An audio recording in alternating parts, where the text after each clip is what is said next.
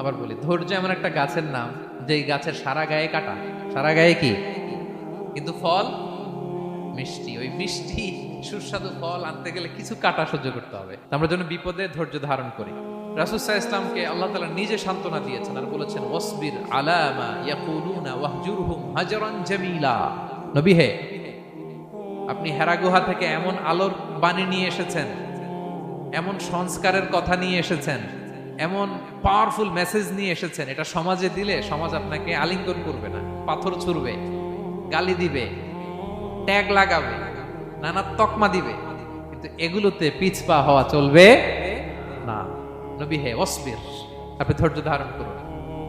আলা মা ইয়াকুলুন, ওরা যাই বলুক, আপনারে কখনো বলবে গণক, কখনো বলবে জাদুকর, কখনো বলবে পাগল, কখনো বলবে কবি, এখন আমাদেরকে বলে না, হ্যাঁ, কখনো বলে মৌলবাদী।